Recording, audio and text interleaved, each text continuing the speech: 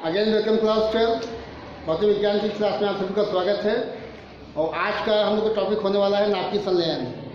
Okay, जिससे nuclear fusion. इसके पहले के वीडियो में आपने चेक किया कि किस प्रकार से नाभिकीय विखंडन की क्रिया संपादित होती है। नाभिकीय विखंडन मतलब किसी भारी नाभिक का हल्के नाभिकों में टूटना, किसी भारी नाभिक का हल्के नाभिकों में खंडित होना। उसके तरीका आपको बताया गया था कि अगर आप स्लो मूविंग न्यूट्रॉन की बमबारी कराते हैं भारी नाभिक के ऊपर तो वो अपेक्षाकृत हल्के नाभिकों में ब्रेक होता है। तो ये जो इंसिडेंट था, घटना थी, वो था न्यूक्लियर फ्यूजन, नाभिकीय विखंडन। आज जो घटना होने वाली है वो है नाभिकीय संलयन। दोनों ही नाभिकीय प्रक्रियाएँ हैं, दोनों ही नाभिकीय घटनाएँ होती हैं। और नाभिकीय जो क्रियाएँ होती हैं वो रासायनिक क्रियाओं से बिल्कुल अलग होती हैं। क्योंकि आपको पहले भी इंडिकेट किया गया कि अगर हम लोग रासायनिक अभिक्रियाओं की बात करते हैं तो उनकी जो प्राप्ति होती है बड़े ही आसान तरीके से, सिंपल ताप होगा क्या संपादित। लेकिन ये अभिक्रियाएँ ऐसी हैं जिनके लिए टेम्परेचर और प्रेशर का विशेष महत्व होता है, विशेष रूप से नाभिकीय संलयन। ओके, क्योंकि नाभिकीय विखंडन को अगर आपको स्थापित करना है, नाभिकीय विखंडन की क्रिया को संपादित करना है तो सिंपल टेम्परेचर होगा, प्रेशर होगा, इन सभी कंडीशंस में वो क्रियाएं आगे बढ़ती हैं। मतलब भारी नाभिक हल्के नाभिकों में ब्रेक होता है। लेकिन यहाँ जो नाभिकीय संलयन स्टार्ट करने वाला हूँ मैं, इस अभिक्रिया की प्राप्ति के लिए ह्यूज टेम्परेचर, ह्यूज प्रेशर, काफ़ी उच्च तापमान और काफ़ी उच्च दाब आवश्यक है। तो देखिए, नाभिकीय संलयन की अभिक्रिया को बनाने के लिए उच्च तापमान, वो भी उच्च नहीं बहुत उच्च, और हाई प्रेशर बहुत ही आवश्यक है। ठीक है ना। तो यहाँ क्या होना है नाभिकीय संलयन में कि आपको जो है दो या दो से अधिक हल्के नाभिकों को मिलाना है और मिला के कोई भारी नाभिक बनाना है। ठीक है ना। तो देखिए आप फिर चेक कर लें कि दो हल्के नाभिकों के संयुक्त होकर भारी नाभिक बनाने की जो प्रक्रिया होती है इसको नाभिकीय संलयन कहते हैं। ठीक है। तो एक चीज़ तो क्लियर होगी कि जो हल्के नाभिक हैं वो मिलकर भारी नाभिक बनाएंगे। ठीक है। और भारी नाभिक बनने के बाद इसका जो द्रव्यमान होगा वो इसके द्रव्यमान से कुछ कम होगा। ठीक है ना। जो उत्पाद के रूप में बनेगा उसका जो मास होगा, द्रव्यमान होगा, वो इसके द्रव्यमान से कुछ कम होता है। और यही जो द्रव्यमान में क्षति होती है वो ऊर्जा के फॉर्म में जनरेट होती है, नाभिकीय ऊर्जा के फॉर्म में। ठीक है ना। तो चेक करते हैं हम लोग पर इक्वेशन। और इक्वेशन में देखिए आप यहाँ पे आपको हाइड्रोजन के कुछ समस्थानिक दिखाई पड़ रहे हैं। हाइड्रोजन H के फॉर्म में, ओके, उसके 3 समस्थानिक, 1H1 के फॉर्म में, 1H2 के फॉर्म में, 1H3 के फॉर्म में। ठीक है ना। ये आपका प्रोटॉन या प्रोटियम के नाम से जाना जाता है। नंबर 2 पे जो दिखाया गया है वो आपका ड्यूटेरियम, ड्यूट्रान के फॉर्म में, और नंबर 3 ये ट्राइटियम है। ये तीनों जो है हाइड्रोजन के समस्थानिक होते हैं। तीनों के परमाणु क्रमांक एक जैसे हैं, परमाणु भार या द्रव्यमान संख्याएं अलग अलग हैं। ठीक है ना। तो ये जो नंबर 3 पे ये आपका रेडियो होता है, बाकी सिंपल हाइड्रोजन के समस्थानिक है। ठीक है ना। तो यहाँ देखिए पहले इक्वेशन क्या शो किया गया है कि जब आपको दो नाभिक किनके, ड्यूटेरियम के 1H2 के 2 नाभिक लेके चलना है और उनको संलयन के पश्चात ये ट्राइटियम और प्रोटियम या प्रोटॉन का निर्माण होता है। ठीक है। और देखिए साथ में 4 MeV ऊर्जा आप देख पाते हैं कि एक इक्वेशन के माध्यम से 4 MeV ऊर्जा प्राप्त होती है। ठीक है ना। नंबर 2 भी यही जो आपका ट्राइटियम प्राप्त हुआ है इसको फिर से संलयन कराना है विद द ड्यूटेरियम 1H2। ठीक है ना। तो 1H3 आपका ट्राइटियम हो गया है, 1H2 आपका ड्यूटेरियम हो गया है, और यहाँ से ये बनाता है हीलियम। हीलियम देखिए आपके 2G3 भी होता है, 2G4 भी होता है। 2G4 के फॉर्म में हीलियम शो किया गया है। हीलियम का नाभिक अपेक्षाकृत भारी नाभिक, साथ में एक न्यूट्रॉन और लगभग 17.6 MeV ऊर्जा उत्पन्न होती है। ठीक है। अब हमें अगर फाइनली इन दोनों इक्वेशंस को मर्ज करना है, मिलाना है आपस में, तो इसके लिए आपको दोनों को जोड़ना पड़ेगा। अब देखिए यहाँ पे जोड़ने का नियम क्या होता है कि बाएं पक्ष के जो भी अभिकारक हैं उनको एक साथ दिखा देना है और दाएं पक्ष के जो भी उत्पाद बनेंगे उनको एक साथ हमें जोड़ना होगा। ठीक है ना। तो यहाँ चेक करें 1H3 देखिए यहाँ भी है, 1H3 यहाँ भी है। ये आपका राइट हैंड में है, ये आपका लेफ्ट हैंड में है, दोनों कैंसिल आउट हो जाएंगे, कट जाएंगे, ठीक है ना। बाकी क्या बच रहा है 1:2 1:2 1:2, 3 परमाणु नाभिक ड्यूटेरियम के, और राइट हैंड में एक हीलियम का नाभिक, एक प्रोटियम या प्रोटॉन का नाभिक, एक न्यूट्रॉन, और इन दोनों ऊर्जाओं का जोड़, ठीक है ना। चेक करें 1:2 प्लस 1:2 प्लस 1:2, ओके। तीनों ड्यूटेरियम को मैंने जोड़ दिया है, बाएं पक्ष में शो कर दिया है। राइट हैंड में जाएंगे तो राइट हैंड में क्या क्या है, हीलियम का नाभिक है, प्रोटियम है, न्यूट्रॉन है।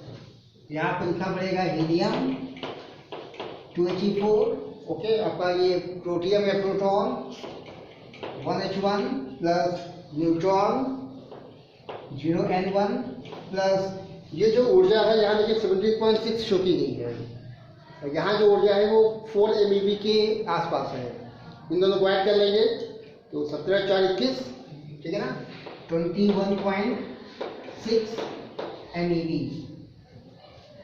And this is the final equation. अगर नाभिक संलयन आपसे पूछा जाता है बोर्ड में तो आप जो है डिफिनेशन उसके बाद पहली इक्वेशन 1 के फॉर्म में, फिर 2 के फॉर्म में, और फाइनली इन दोनों को फिर ऐड भी करना पड़ेगा, मर्ज करेंगे। और मर्ज करने का नियम मैंने आपको बता दिया कि दोनों बच्चों में जो 1:3 बना हुआ है या टाइट्रियम शो किया गया है वो आपको कैंसिल आउट कर देना है, कर जाएगा। तीन नाभिक ड्यूटेरियम के बाएं पक्ष में, एक नाभिक हीलियम का, प्रोटियम का और न्यूट्रॉन, और साथ में दोनों ऊर्जाओं जब जोड़ेंगे तो 21.6 MeV ऊर्जा में प्राप्त हो जाती है, ठीक है। विद्यार्थियों आपको ये चेक कर लेना है कि ये जो एनर्जी है उत्पन्न हुई 21.6, ओके। देखने में तो ये वैल्यू कम लग रही है, क्योंकि नाभिक विखंडन में आपने ध्यान रखा कि वहाँ पे जो है आफ्टर इक्वेशन लगभग 200 या 190 MeV ऊर्जा प्राप्त हुई थी। तो आप ये ध्यान रखें कि 1 ग्राम ड्यूटेरियम में अगर हम लोग नाभिकों की संख्या को चेक करेंगे तो ड्यूटेरियम में नाभिकों की संख्या यूरेनियम 236 या 238 की तुलना में काफ़ी कम होता है। तो मतलब ये बहुत ही कम नाभिकों के द्वारा बहुत बड़े पैमाने की ऊर्जा हम कर सकते हैं, ठीक है ना, क्योंकि इतनी ऊर्जा उत्पन्न कर पाना इतने कम नाभिकों के द्वारा नाभिक विखंडन में संभव नहीं है, ठीक है ना। तो ये ऊर्जा वास्तव में बहुत बड़ी ऊर्जा है, और इसी ऊर्जा का इस्तेमाल जो है तमाम कार्यों में किया जा सकता है, ठीक है। इसके बाद देखिए विद्यार्थियों हम लोग चेक करने वाले हैं कठिनाइयाँ, कि मैंने आपको पहले भी इशारा किया कि ये ऐसी घटनाएं हैं जिसमें आपको हाई टेम्परेचर हाई प्रेशर चाहिए होती है। तो सामान्य ताप पर नाभिकीय संलयन में कौन कौन सी बाधाएं, कौन कौन कठिनाइयाँ आ सकती हैं, मैं आपको बताने वाला हूँ।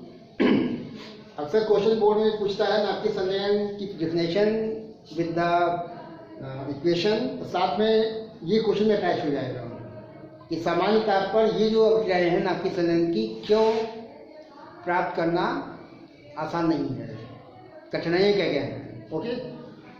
What can be difficulties to obtain the nuclear fusion reaction at the ordinary temperature.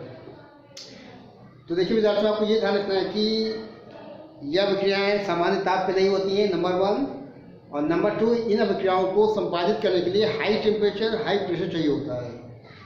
सामान्य ताप पर यह अभिक्रिया क्यों नहीं संपादित होती हैं। अगर आप चाहें कि ड्यूटेरियम के 2 नाभिकों को आपस में जोड़ लें, संग्रहित कर लें, तो संभव नहीं होगा, क्योंकि ऐसा करने का मतलब है कि आपको जो है नाभिकों के बीच का जो प्रतिकर्षण बल है, ओके, क्योंकि दोनों के नाभिक एक जैसे हैं, दोनों पे धनावेश है, तो दोनों धनावेशित नाभिक अगर जोड़ना चाहेंगे तो जोड़ नहीं पाएंगे, क्योंकि इनके बीच में प्रबल वैद्युत प्रतिकर्षण बल कार्य करता है, और ये प्रतिकर्षण बल इतना ज़्यादा होता है कि आप जो है दोनों नाभिकों को संलयित नहीं कर सकते हैं जब तक कि काफ़ी उच्च temperature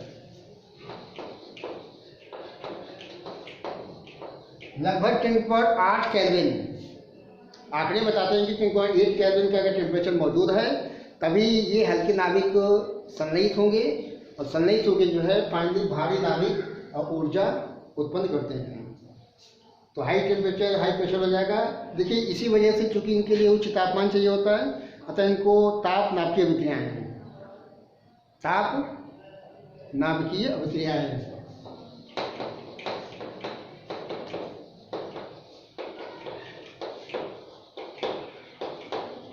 okay, thermo nuclear reaction भी इनको बोला जाता है।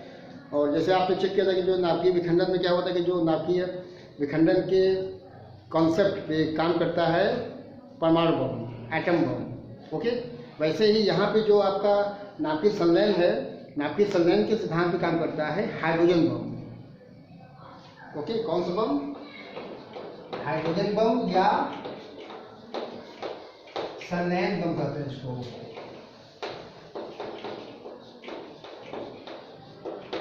ठीक है ना, हाइड्रोजन बम या संलयन बम कहते हैं। और ये जो बम होता है वो परमाणु बम की तुलना में बहुत ज़्यादा खतरनाक होता है, कई गुना, काफ़ी गुना ये विध्वंसकारी विनाशकारी बम होता है। काफ़ी उच्च तापमान, काफ़ी उच्च दाब इसके लिए साबित करना पड़ता है।